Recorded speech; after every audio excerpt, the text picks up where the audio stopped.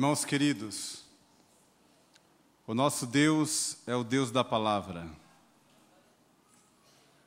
E independentemente do que crê o homem, ele continua sendo Deus.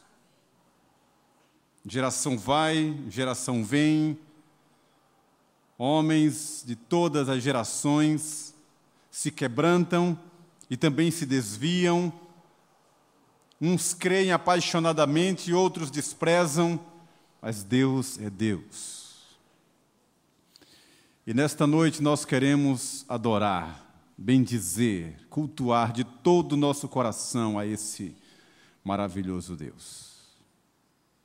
Eu quero reservar esse momento, esse instante, antes da pregação do Evangelho, para um instante de oração. Eu quero convidar você também a pensar em alguém por quem a gente vai orar. Não vamos orar agora por nós mesmos, mas por alguém. E a palavra de Deus diz que muito pode, por sua eficácia, a súplica do justo. Lá estava Ló, na região de Sodoma, Gomorra, Zoar. Abraão estava lá do outro lado dos carvalhais de Manre. Orou de lá, e Deus ouviu a sua oração e abençoou a Ló onde ele estava. Eu não tenho dúvidas de que a minha vida é fruto da bênção de Deus, da intercessão de muitos. E se você não sabe, tem alguém agora intercedendo por você. Alguém de carne e osso, e sobretudo alguém no trono, intercedendo pelos santos. Eu quero te dar um minuto para a gente orar. Pense em alguém e coloque nas mãos do Senhor.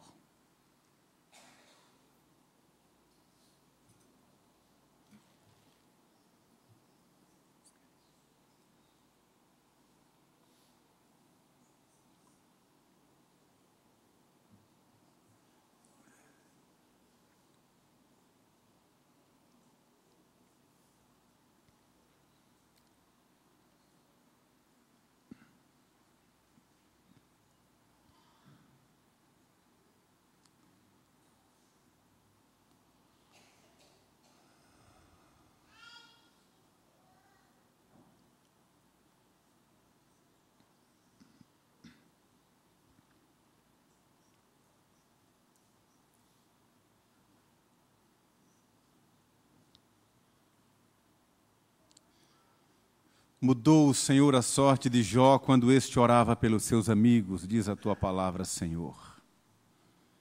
E nós estamos aqui neste santuário crendo que o Senhor é o mesmo e a tua palavra permanece para sempre.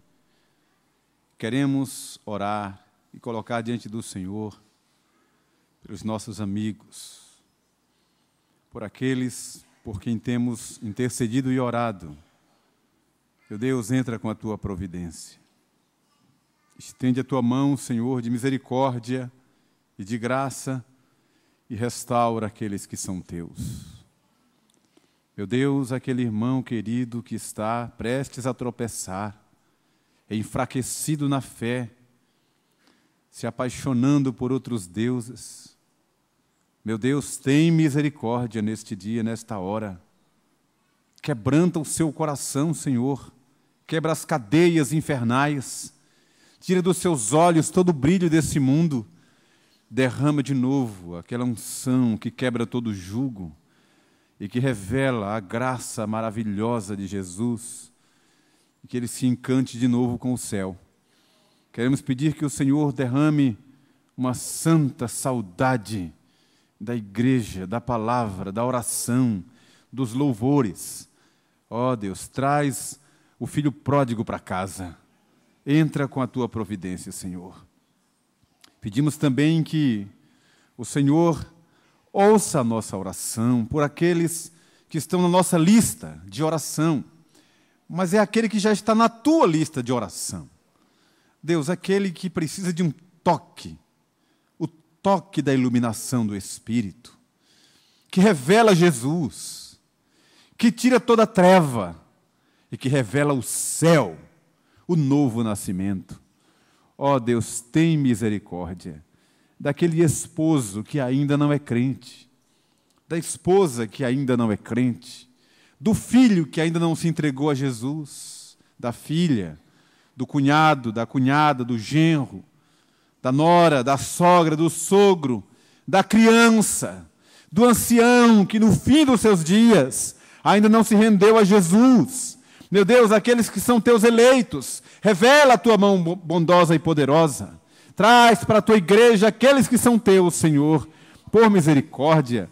A mão do inimigo, o cetro do inimigo, o Senhor quebre com poder. Nesta noite, ouve a oração da tua igreja, é a nossa oração em Cristo Jesus, o nosso Salvador. Amém. Irmão, eu quero também aproveitar e orar por mim, orar por você.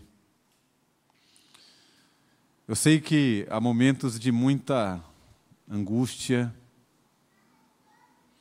e dos dias em que estamos vivendo, são dias de muitas lutas, de muitas angústias. Eu tenho conversado com muitos irmãos, e é impressionante como parece que a moenda vai aumentando a sua intensidade à medida que os dias seguem.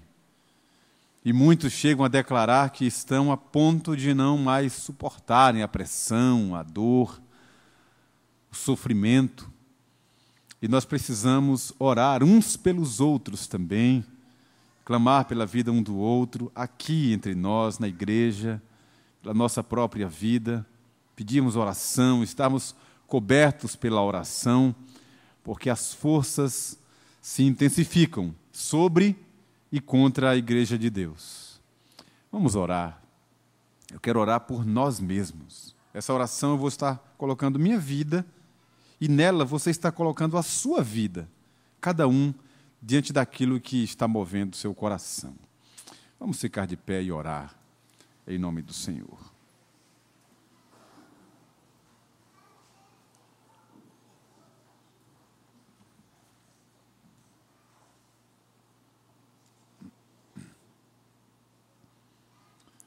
Deus é o nosso refúgio e fortaleza, socorro bem presente na tribulação.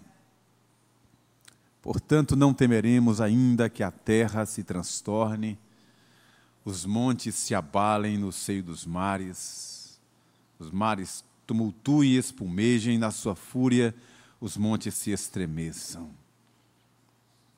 Há um rio cujas correntes alegram a cidade de Deus, o santuário das moradas do Altíssimo. Deus está no meio dela, jamais será abalada. Ó Deus, aqui estamos nós como crentes, servos do Senhor.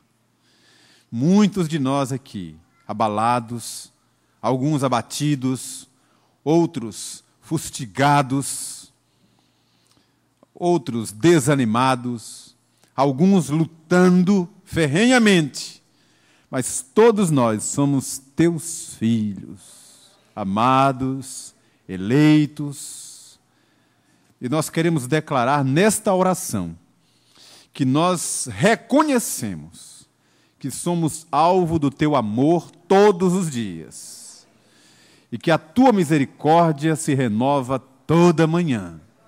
E que as tuas misericórdias são a causa de não sermos consumidos. Declaramos também que reconhecemos que sem ti nós somos um pó, fragilidade extrema. Se o Senhor tirar o fôlego de vida, inexistimos. Só estamos aqui por causa do Senhor. E nessa fragilidade, ó Deus, nós temos sofrido tanto neste mundo tenebroso.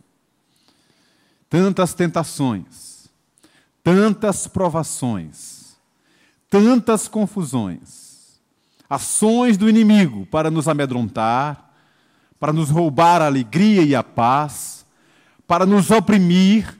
Ó Deus, nós estamos clamando em nome de Jesus o Salvador, que o Senhor tenha misericórdia de nós. Que o Senhor resgate a nossa alma. Que o Senhor nos levante para um tempo de paz e de gozo na Tua presença. Ó Deus, em nome de Jesus, eu te peço, com os meus irmãos aqui, se há uma ingerência do inferno prevalecendo sobre a nossa vida por alguma brecha que nós abrimos, ó Deus, tem compaixão de nós, nos ajuda a fechar essas brechas, a fim de que o inimigo fique do lado de fora da cerca e nós tenhamos santa paz. Ó Deus, são coisas que nós mesmos estamos produzindo, males que vêm contra nós e nós mesmos os provocamos. Ó Deus, ajuda-nos a vencer. Dá-nos a Tua graça e a Tua paz, Senhor. Ó Deus, isso são provas do Senhor para nos aperfeiçoar. Ó Deus, derrama o Teu bálsamo consolador, a fim de que possamos suportar a tribulação de forma piedosa na Tua presença. Mas nós queremos experimentar a alegria do Senhor, mesmo no meio das tribulações. Queremos experimentar o gozo do Espírito, mesmo em dias de tantas pressões. Santifica a Tua igreja. Dá-nos um genuíno, santo avivamento, a fim de que possamos cantar na prisão, a fim de que possamos exaltar o Teu nome no meio dessa geração pecaminosa e adúltera. Dá-nos a Tua graça e a Tua paz, em nome de Jesus o Salvador. Amém. Irmãos, podem se assentar. Você vai abrir a sua Bíblia em Efésios, capítulo 3, é o texto que vou ler para basear a mensagem desta noite.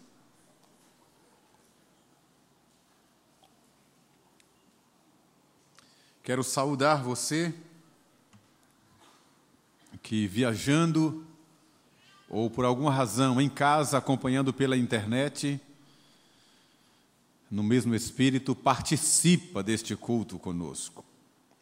Efésios capítulo 3, a vocação dos gentios e o apostolado de Paulo, sobre quem vou falar nesta noite. Acompanhe a leitura que vou fazer do verso 1 em diante.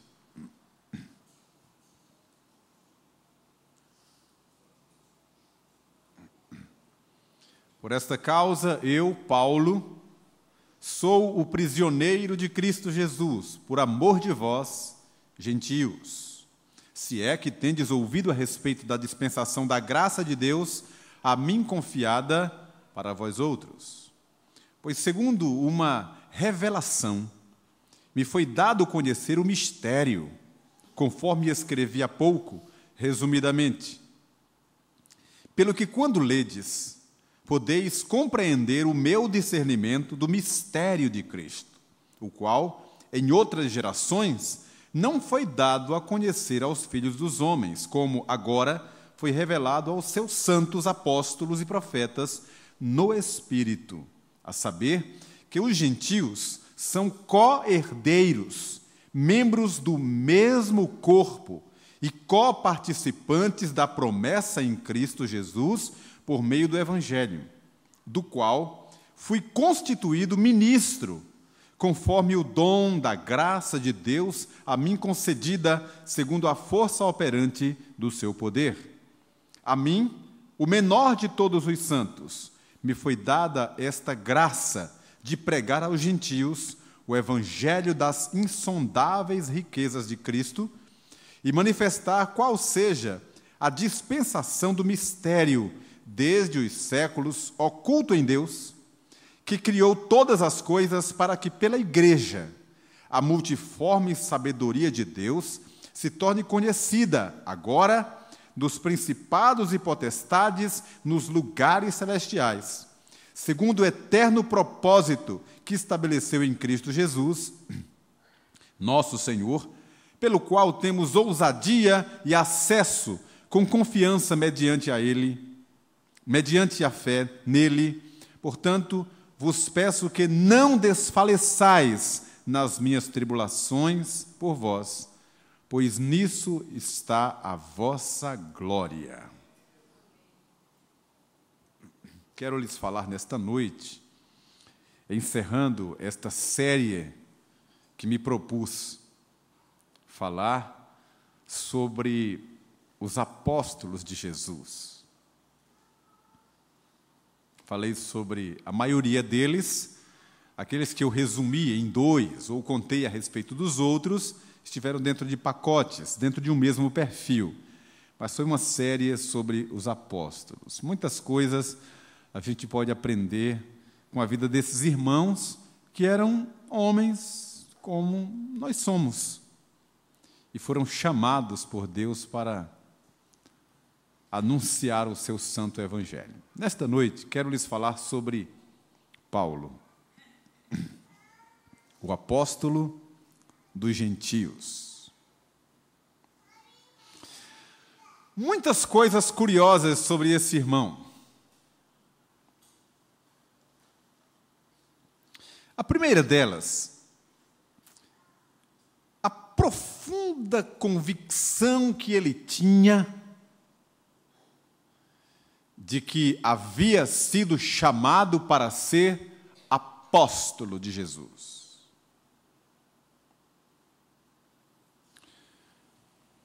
Mesmo sabendo que o colégio apostólico não era apenas um grupo de discípulos, mas uma representação espiritual da igreja da nova aliança.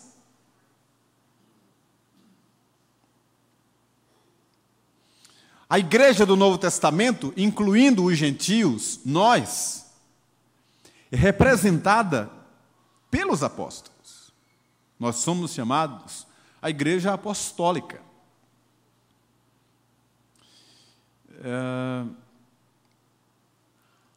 Jesus teve muitos discípulos, mas ele escolheu 12 apóstolos, que espiritualmente representam a continuidade dos eleitos da velha aliança, representada nas 12 tribos,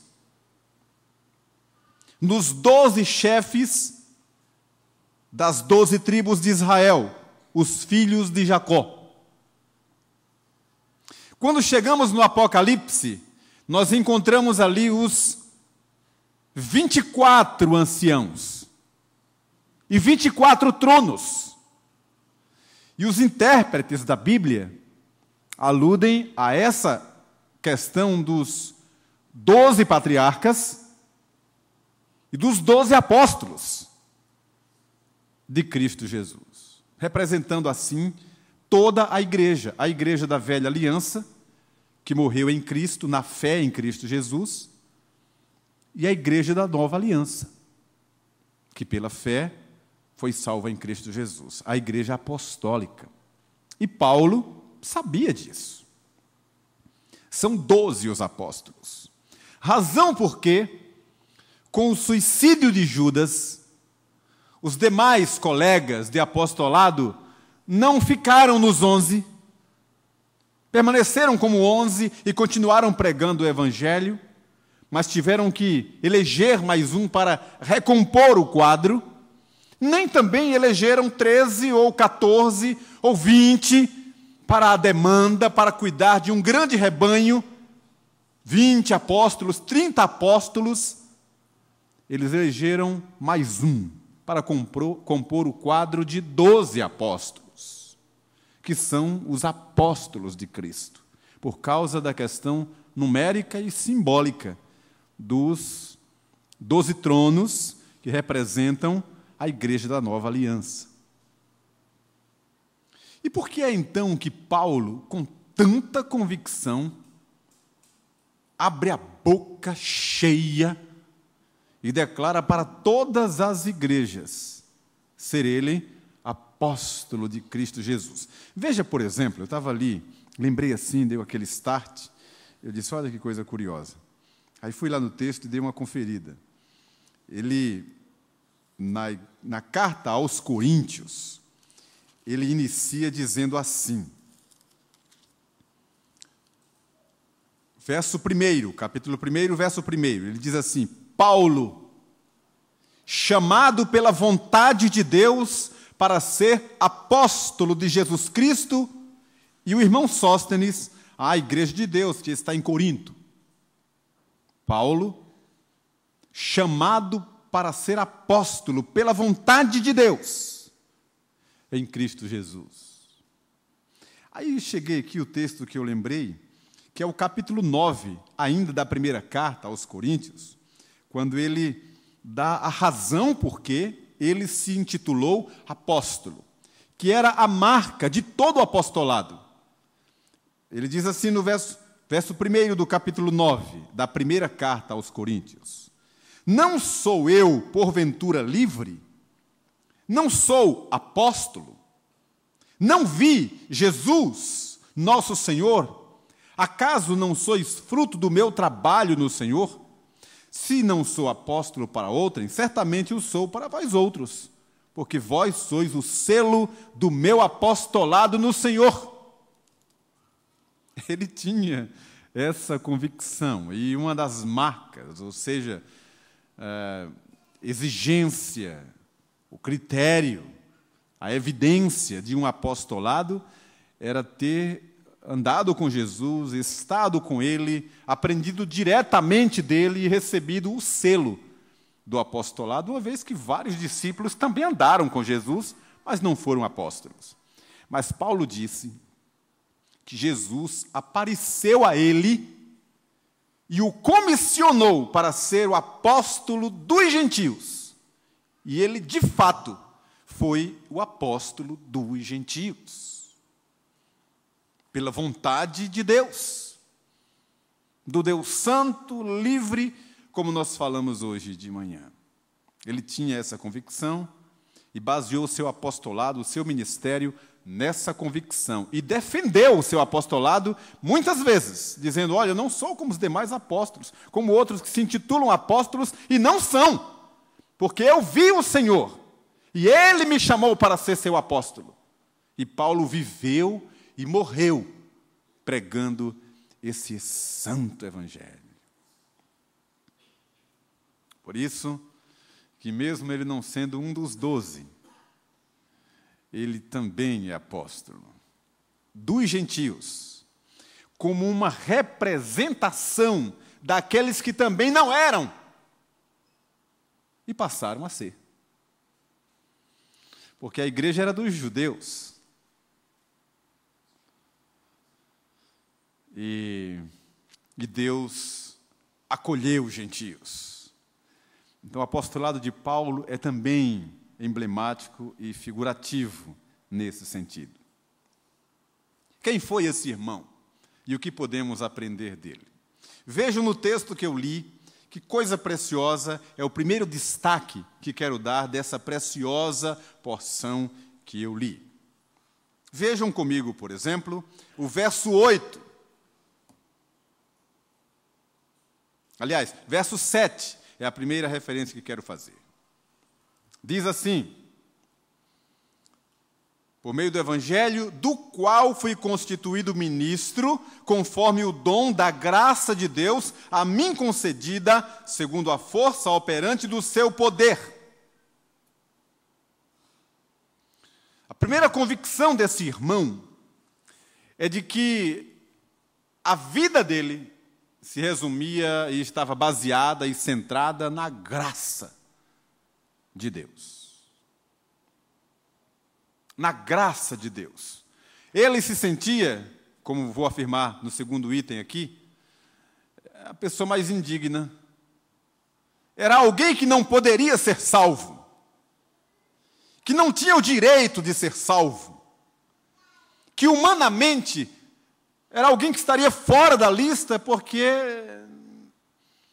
estava do lado oposto, do outro lado do muro, e que nós não relacionaríamos em nossa lista de convidados. E é um dos temas mais abordados e mais defendidos pelo apóstolo Paulo, escrevendo às igrejas, revelando claramente que a salvação é pela graça. É quem defende o tema, é o apóstolo Paulo. Não é Pedro, não é Tiago, nem João, eles abordam outros temas, mas Paulo, em todas as cartas, ele fala com ênfase, como falou aos Romanos, como falou aos Gálatas, como falou aos Efésios, claramente, enfaticamente sobre essa graça, superabundante graça, onde abundou o pecado, superabundou a graça. É Paulo quem fala sobre isso, porque ele foi o principal alvo dessa graça. Tinha consciência disso, deixou claro isso. Então era alguém que podia, mais do que qualquer outro, nos representar, como sendo ele um gentio, embora tivesse nascimento partilhado com alguém da aliança, mas ele sabia que ele estava fora da aliança, pela sua nacionalidade, o seu conhecimento teológico e várias outras razões, mas ele se sentia agora dentro do reino tão somente pela graça. É o nosso representante. E é assim que devemos nos sentir. Nós estamos aqui como gentios, co-herdeiros, co-participantes do reino, por causa da graça bendita de Jesus. Nós somos Paulo, os de fora, os que não mereciam nada, e estamos aqui, como ele diz no texto maravilhoso que eu li, confiantes,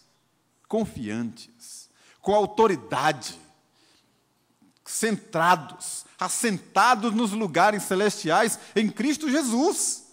Nós que éramos estranhos, fomos aproximados. E Paulo escreveu isso aos Efésios, dizendo que éramos inimigos, mas pela cruz fomos aproximados, pela graça, e fomos feitos filhos herdeiros. Segundo aspecto, verso 8. Olha o que é que ele aprofunda a respeito de si mesmo. A mim, o menor de todos os santos, me foi dada esta graça, lá vem ele de novo com a graça de pregar aos gentios o evangelho das insondáveis riquezas de Cristo. Vou destacar duas coisas aqui nesse verso. Imagine a mente desse irmão. Ele diz duas coisas. Primeiro, o menor dos santos. Lá embaixo, tendo a graça de pregar o evangelho das insondáveis riquezas de Cristo, lá em cima. E ele escreveu aos Coríntios e disse que nós somos como um vaso de barro que recebe um tesouro incalculável. Era assim que ele considerava. E escrevendo aos Romanos, ele usou uma expressão que o grego é quem nos traduz com mais propriedade, o português terminou empobrecendo a expressão, porque não conhecemos a realidade de quando ele falou. Quando ele diz que ele era ministro desse rico evangelho, a gente acha que ministro, a referência de ministro que a gente tem, é de um ministro do Supremo Tribunal, é de um ministro da República, alguém em destaque elevado. Mas para Paulo, a expressão que está lá no original grego, pasmem os irmãos, era aquele empregado que ia trabalhar lá no porão do navio. O menor dos apóstolos, o menor dos crentes, indigno perante todos, para que a glória de Cristo reinasse e brilhasse sobre ele. Paulo, o menor, carregando o maior. Sabem por que ele se considerava o menor? Ele declara isso. Porque ele perseguiu a igreja de Jesus. Ele disse que não se achava digno. E alguns comentaristas acreditam que aquela história que Paulo mesmo descreveu de forma figurada, de que ele tinha um espinho na carne, que o machucava, e que ele tinha pedido a Deus várias vezes para ser retirado. Ele ouviu Deus falar com ele, dizendo: olha, não vou retirar, a minha graça te basta. E ele não diz que espinho era esse, mas era um inimigo era um mensageiro de Satanás para o esbofetear por causa da grandeza das revelações. Era alguém sempre pequeno, carregando sempre algo muito grande. E os comentaristas acreditam que esse espinho na carne de Paulo era a sua consciência fustigando o fato de ele ter perseguido, maltratado e machucado a igreja de Jesus. Alguns comentaristas acham que esse espinho na carne era problema de saúde, ou um problema na vista que ele devia ter, que escrevia com letras grandes, alguma coisa assim. Mas a maioria acredita que tenha sido essa questão emocional, psicológica, de ele ter sido... Quanto mais ele conhecia a igreja, e o Senhor da igreja, e a riqueza da glória, da graça de Deus, e quem são os eleitos, e ele se lembrar que mandou matar Estevão, um santo homem de Deus. Imagine o que é isso na mente de um santo homem do Senhor. A mim, o menor dos santos, chamado pela graça para pregar aos gentios as insondáveis riquezas de Cristo. É muita riqueza, é muita nobreza, é muita glória, é muito poder, é maravilhoso, é majestoso, é o que há de mais sublime, é o Evangelho de Cristo Jesus. É um privilégio para nós estarmos aqui nesta noite para cultuar e celebrar a Deus. Não é coisa de somenos, nem coisa mais ou menos, e nem o melhor. É super especial, é glorioso estarmos aqui, é um privilégio para nós estarmos contados na lista dos eleitos de Deus. Os discípulos voltaram, isso a gente vai contar a vida toda, até Jesus voltar. Os discípulos voltaram empolgados porque os demônios se submetiam, outros ficam empolgados com coisas dessa vida. E Jesus disse, fiquem contentes pelo fato de o nome de vocês estar escrito no livro da vida. Meu irmão, minha irmã, dê glórias a Deus, porque você é salvo, você é santo, você está no Evangelho de Jesus. Não há nada mais glorioso do que isso. Não existe título, nada. O apóstolo Paulo, esse santo irmão, ele disse, eu considerei tudo lixo para ser encontrado em Cristo. Ele descreveu assim um perfil, um currículo maravilhoso de uma pessoa da alta sociedade que tinha tudo, conhecimento, poder, autonomia, tinha tudo. E ele disse, toda essa sabedoria, tudo isso, eu considerei lixo para ser encontrado em Cristo. E até morrer, ele disse que era muito melhor estar com Cristo do que as glórias desse mundo.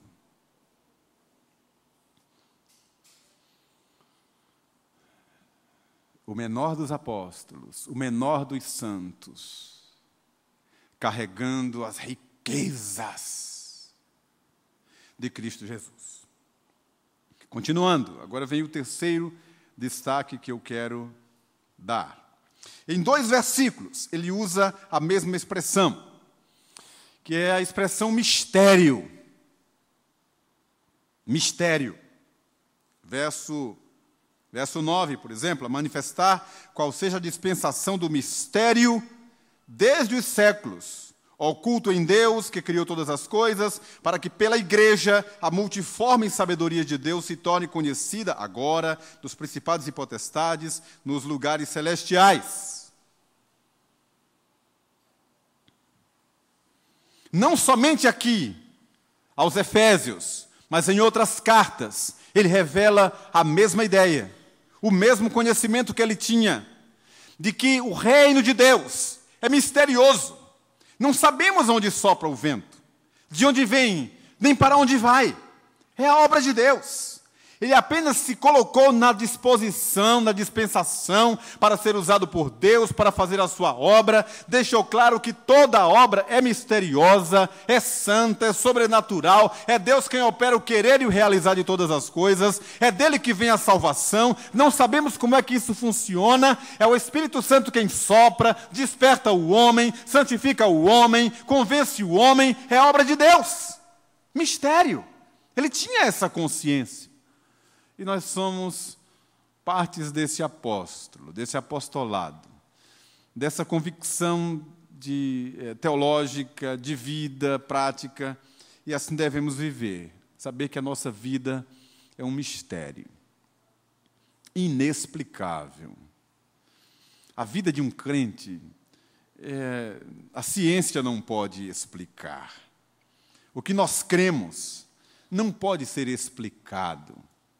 E eu estava conversando com um irmão, aliás, um casal, poucos dias atrás, e eu dizia mais ou menos assim, eu disse, meus irmãos, vejam que coisa curiosa.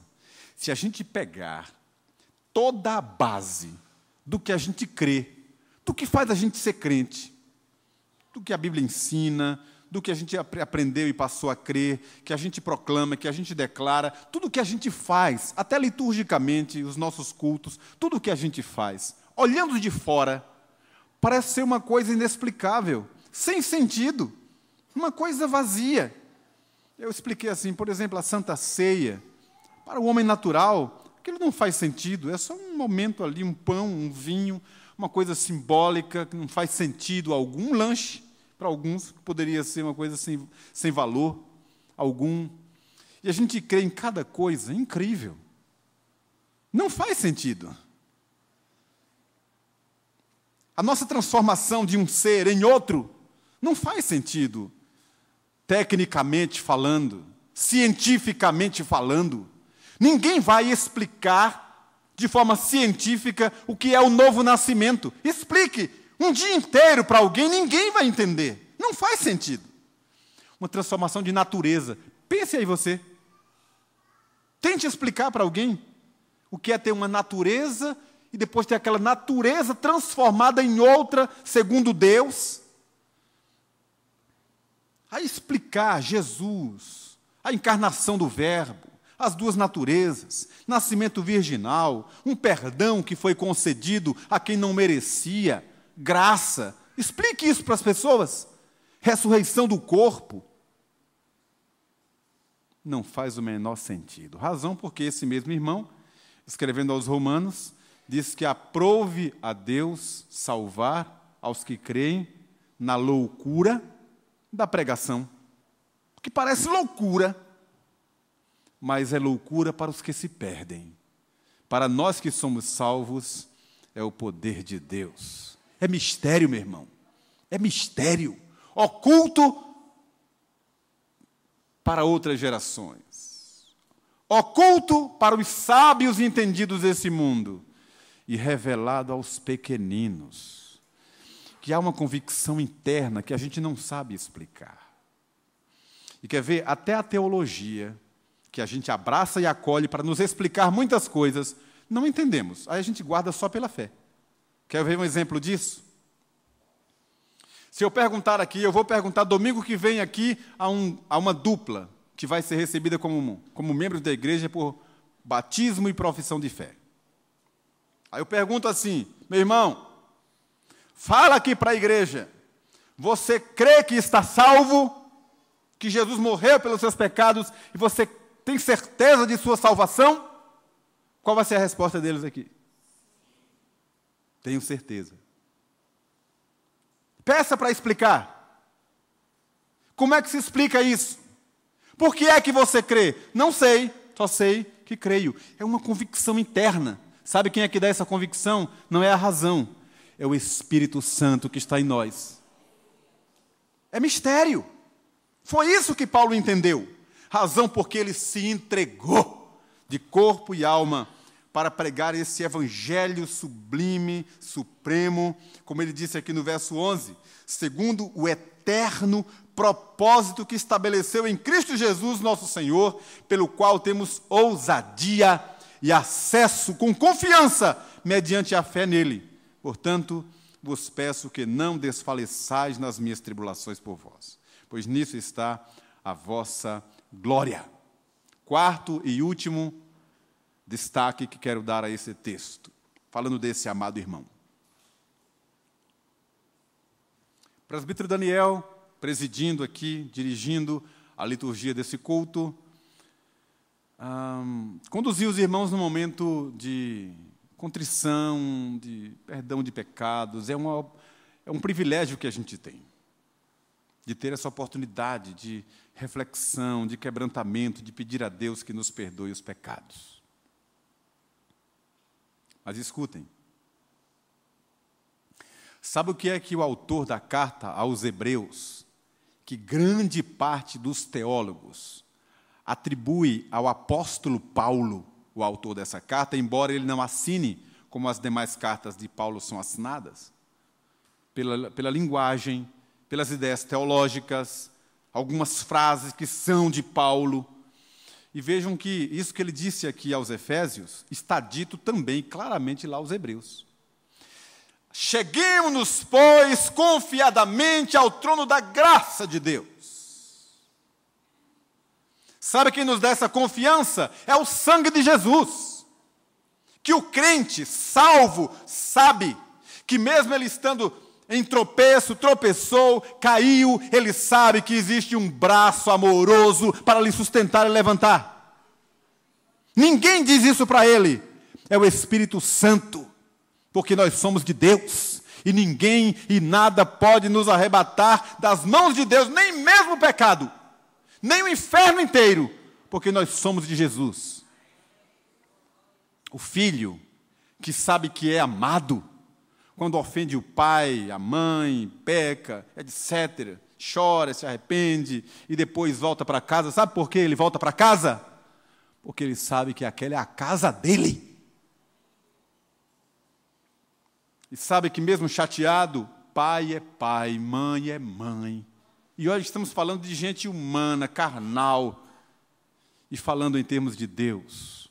Jesus falou, e Paulo, que é o teólogo da nova aliança, ele disse que nada poderá nos separar do amor de Deus. Nada! Nada! Isso nos dá confiança.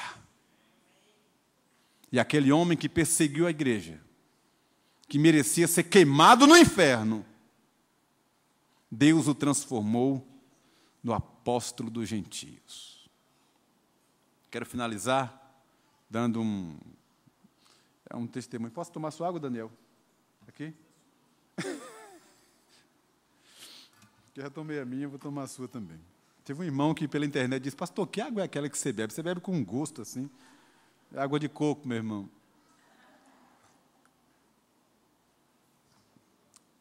Tem um pastor, amigo, eu acho que é brincadeira dele. Ele falou dizendo que é sério, mas eu acho que é brincadeira dele. Faz alguns anos, e aquele assalto que aconteceu e levaram o carro da igreja, vocês lembram disso? E eu contei o testemunho aqui, e eu pedi à igreja: orem por aquele condenado lá, para que Deus transforme o coração dele, e dessa ocasião possa transformar numa coisa boa e tal. Quem sabe se não é alguém eleito, Deus pode salvar e tal. Eu falei isso para a igreja, e na nossa reunião lá em São Paulo, ele disse: Tamar, fiquei sabendo que você foi assaltado, levaram o carro e tal, assim. Eu digo: pois é, foi. Aí ele disse assim: pois eu não orava assim não, meu irmão. Minha oração era assim: meu Deus, se ele é eleito, é um eleito, risque o nome dele do livro da vida. E se não for eleito, manda direto já para o inferno. Conhece, né, a figura? Nós jogamos pessoas, situações na lata do lixo, mas Deus pega pessoas como nós e faz assentar com os príncipes, como fez com Paulo. Agora, eu acho que é importante para a gente entender que a gente está mesmo lá no porão do navio, nós somos sempre os menores, indignos, que carregamos um conteúdo maravilhoso, que é o santo evangelho de Jesus. Louvado e bendito seja o seu nome.